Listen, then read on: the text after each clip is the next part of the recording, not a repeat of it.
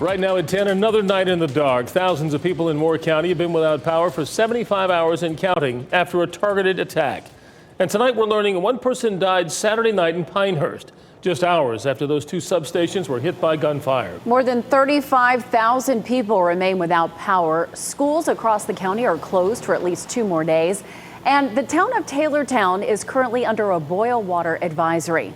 Good evening, and thank you for joining us. I'm Deborah Morgan. And I'm Gerald Owens. Officials hope to have the power restored by late Wednesday night, and they will do so in phases. New tonight, we're pushing for answers in the criminal case and what punishments a suspect faces if the blackout is to blame for people dying. WRAL's Aaron Thomas is live in the town of Carthage.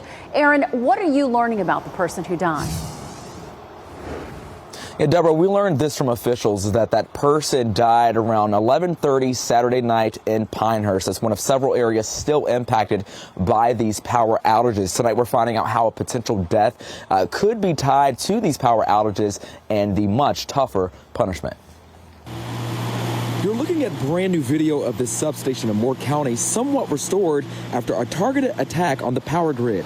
Power is still out for tens of thousands of customers. And tonight, officials are investigating whether the widespread outage caused the death of a resident in Pinehurst late Saturday night. So there are a lot of different angles that law enforcement will have in front of them. I asked Irvin Joyner, professor of law from NC Central University, about what the prosecution would look like for the responsible suspects. The person can be prosecuted under federal law, and there's a sentence and exposure, which is any term of years and then up to life. We took a look at the federal law on the books. It states if the outage caused at least $100,000 in damage, a person could face 20 years in prison. If someone dies as a result of it, perpetrators could face life in prison. Professor Joyner says that there's also the possibility of state charges if evidence shows a connection between the death and the power outage. If the facts show that this conduct supports that kind of determination and the death resulted from it,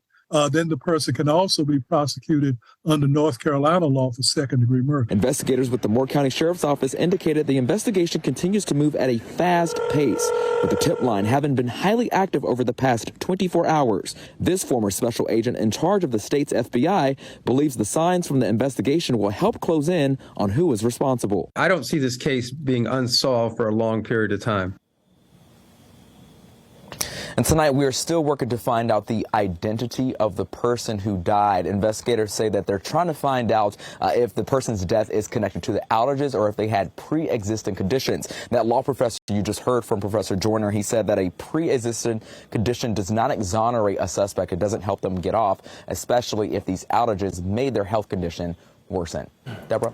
Much more to come on this. Aaron Thomas live in Moore County. Thanks, Aaron.